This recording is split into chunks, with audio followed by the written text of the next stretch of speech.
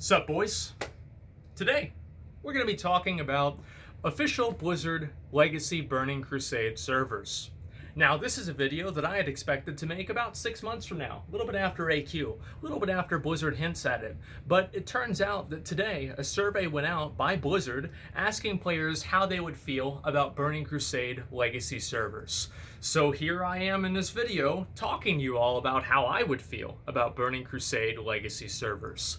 Now, ever since the release of Classic and the massive success Classic had on release, I think that Blizzard even said that it over doubled their subscriber numbers for World of Warcraft. It goes by no surprise that Blizzard is going to want to continue that success by, playing on people's nostalgia and then also, the earlier lost vision of the game that I think they've had over the years, and giving people the opportunity to play that old game and re-experience going through the Dark Portal for the first time. And for myself, I can't fucking wait. Like, before I get into any of this, I want to say right now, this shirt right here, this one right here, the black one, I'll show it to you guys, okay? Just so you have an idea of how I feel about Burning Crusade. So, we have this right here, this is the Illidan t-shirt, and it says, Outland awaits.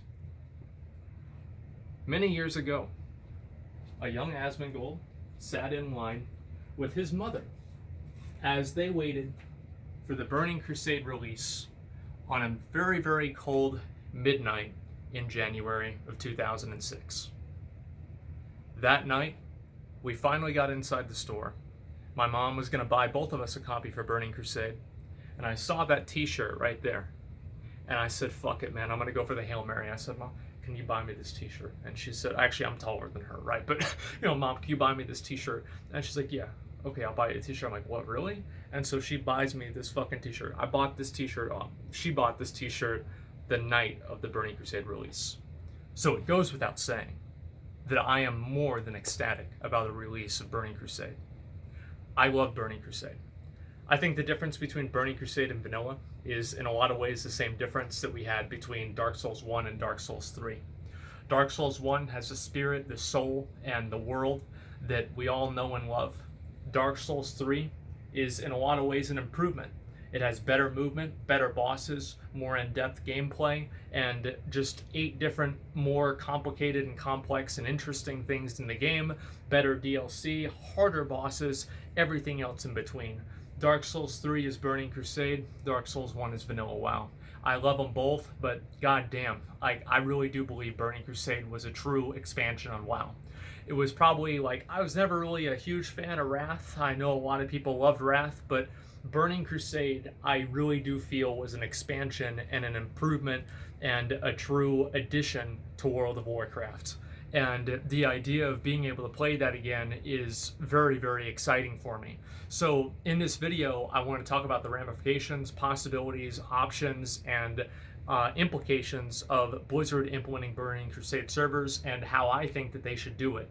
Now, I do also want to say before I get into this, these are my opinions, and I might not fully understand the best options yet. And what I really mean to do with this video is to have a conversation about it and start a conversation about what would be the best way to make Burning Crusade servers and how to make Burning Crusade as good of an experience as possible. I know a lot of people, the classic experience was less than optimal for a number of reasons, and I think a more community-driven and productive conversation about Burning Crusade can lead to fewer of those possibilities happening with the expansion instead of the actual game.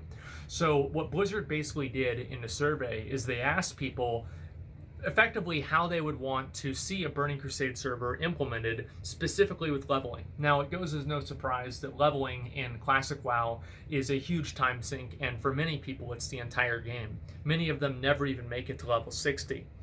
So they don't really care about, itemization or any of that other stuff because it's irrelevant to them because they're level 44. It doesn't matter how easy Molten Core is when you can't zone in. So what I'm really trying to get at here is the idea that with Burning Crusade, how are you going to incentivize players to level up all the way to 70 again? And so Blizzard basically asked that in the survey. So I'm going to go through a few of the options that Blizzard came up with and address them and kind of evaluate them and tell you guys what I think about them. So the first option that Blizzard gave out was the idea that they would upgrade all of the classic servers to Burning Crusade servers. do not do this. Do not do this. There's a reason why people are playing Classic. There's a lot of guys out there, they might like Burning Crusade, but they don't want to be forced into playing it. And I think forcibly upgrading all of the Classic servers to Burning Crusade servers could alienate a lot of people who want to continuously run AQ40 and run Nax and, play their completely fucking overpowered Fury Warrior, okay? I don't know. Maybe there's some people like that. I don't know if I can think of one or not. But the point is that there's a lot of people that play Classic because they want to play Classic. It doesn't necessarily reason that every single person that's playing Classic would want to play Burning Crusade. And also, I think there are a number of people out there who would probably want to play Burning Crusade, but they weren't really that interested in Classic. I know that myself, there's a lot of PvPers out there who are, very, very interested in the competitive nature of Arena in Burning Crusade, which was fucked up, but I mean, definitely more competitive than rank 14, I would say, in terms of player skill. So they're waiting for Burning Crusade to really become invested in the old game. And for many of them, they're really rating on Wrath or Cataclysm in terms of PvP, or Mists of Pandaria also. Anyway, that's beside the point. The idea is that there are a number of people that are playing Classic because they want to play Classic. I think that forcing them into upgrading to Burning Crusade would be a mistake, and you run the risk of alienating those players. So I don't think Blizzard should do this. It's a mistake. So the second option that Blizzard gave is a basically full reset. Everybody starts at level 1, and they level up from level 1 all the way to 70. I also don't think this is the right decision either. I know that this is probably the most authentic option, even though I think that, at this point, no changes and everything like that is still a doctrine that I try to follow. But I think that whenever that comes at the expense of a player experience, then we need to have a deeper conversation. And I think this is an example of that. So effectively, no changes would be upgrading all the servers to Burning Crusade. That's really what they used to do. And I think that a lot of people would agree with me that that's a bad decision. So now we're in a conversation of gray areas. And I don't actually think that the idea of having everybody level up from level 1 is a good idea either. Why is that? Because I played Vanilla WoW, I played Burning Crusade, I played every single expansion all the way through, pretty much, except for Vanilla. I started in 2006, not 2004. And every expansion, you have people that you lose in translation. A lot of you guys that are in raiding guilds or just guilds in general probably can attest to this. They don't want to level up all their characters again to the new expansion. They're exhausted, they're tired, you could say they're lazy. But one reason or another, they end up not playing the game anymore because they have to level up again. Now, I mean, that's a 1 week investment. Maybe for a lot of guys, a few days of investment getting from, the previous max level to the current max level. But go ahead and ask yourself, how many people are you going to lose in translation asking them to go 1 to 60 again just to do Burning Crusade content? Now, I understand that it was nerfed a little bit in 2.0, but it's still going to be a very cumbersome task, and I'm going to expect that a lot of people, it's going to take them over a month to get from level 1 to level 60, especially if they're not hardcore players. So I very, very much dislike the idea of asking everybody to level up from level 1 to 70 again. I'm a streamer. I used to be, and I will be again, by the way. If you guys don't know, I'm going to be coming back to streaming this Thursday, April 2nd. But I'll talk about that a little bit at the end of my video. But it's my job to play this game. Like, I can do that. It's not a big deal. Of course I can do that. Who gives a fuck? Like, it's just what I do all day anyway. But I know that there are a lot of people out there who aren't functionally unemployed. I know there's a lot of people out there who don't have a lot of time on their hands, but they still want to experience the new raids and do all of that stuff themselves. And whenever we're talking about something that's already against the idea of, quote, no changes, I don't think that you should try, and you should look at those people and create a goal of not intentionally alienating them by asking them all to level up to 70 again. Basically, as a really easy way to put this, if you ask people to level from 1 to 70, a lot of people ain't gonna fucking do it. And that's not good for anyone. So I don't think that's what they should do either. The other option they had was making level 58 character, getting a couple of levels, and then getting ready to do level 60 content, and then, probably releasing a Burning Crusade server with a 2.0 patch, having the, the Dark Portal be not open yet, and then giving people like a couple of weeks or whatever to like make their guilds, make their characters, and get all the way up to 60. There's one part about this that I like, and that's the idea of everybody starting at 58 and then trying to rush all the vanilla WoW rating content and seeing who can clear it. If anybody could clear it in like probably the 2 or 3 weeks, how far could somebody get if they only had 2 weeks of a fresh level 60 characters? Could they get to Nax? Could they get to AQ? I think that'd be a really interesting race. But at the same time, I think that it does go kind of against the core of like what Classic is and the type of character investment that players have to just automatically give them a level 58 character. So I don't really think that's the right decision either. Personally, it's probably the least bad of the three decisions that they've proposed. But I think that one way that I can kind of give a parallel to this is that whenever I boosted a character for the first time in like Mists of Pandaria, they first introduced boosts and I got a free one. I boosted up a level, like it was like level 60 priest. I think I waited until then so I could get his professions up for challenge modes. Well, anyway, I boosted this character up to level 90 at that point, and there were so many new abilities and everything. I was overwhelmed, and my enjoyment of playing the character was minimized by a very large degree because I was doing something that I didn't fully understand, and it was a character that I hadn't fully developed myself personally. So I didn't go through, like level 61 whenever I get, penance or whatever, and I didn't really learn how integral the different spells are into my rotation and how they affect the way that I play my character. So I think that if you give people free characters and free level 58s, you're going to have a lot of them who don't really understand how to play their character and don't have an emotional connection with their character in the way that I think a lot of people feel like Classic and Burning Crusade and the original Warcraft trilogy really designed and promoted. So I don't think that they should give people free level 58s either. Now, this is those are basically the options that Blizzard gave. And another one is character copies. I forgot to say this. So you copy your character from Classic servers over to the Burning Crusade servers. I like this idea, but the problem with it is that it does come with a number of red flags. And the obvious red flags, let's talk about those. So the biggest number one red flag is, okay, you're going to have somebody transfer over a character with 1,000 gold, and then they transfer the character over again with 1,000 gold. Now they've got 2,000 gold on the Burning Crusade servers, and it's just going to be a complete shit show where the economy's ruined because of effective duping on a PTR level. So you can't have that happen. So what Blizzard should do, if they allow character copies, is they should reset everybody's gold to 0. Like not 10, not 5, not 50, reset their fucking gold to 0. And it's like you should have repaired before you transferred over. I mean, shit, that's the way it goes. I think it's the cleanest solution, and that way you have no people that are creating gold or trying to fuck the system. And only allow players, this might be a little bit controversial, but I think they should only allow players to transfer with things that are soulbound. And anything that's not soulbound should be deleted on transfer. And the reason for that is that way you can't come over and basically pre-control an economy, right? Like imagine if you come over and you have 50 flasks and then you dump 50 flasks on the Burning Crusade server.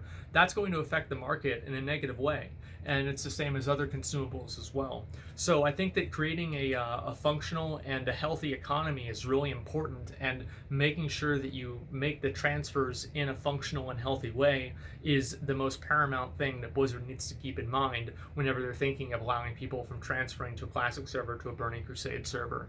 Now, the other thing that I want to talk about is it a transfer or is it a copy? What's the difference? In my mind, a transfer is you lose your character on Classic servers to gain the character on a Burning Crusade server, and a copy is you keep your character on Classic servers and you keep your character on the Burning Crusade servers, so you effectively duplicate it. Now, I think a lot of people who are of the more hardcore mind would think, well, okay, you transfer your character over and you can't go back. You only keep one character.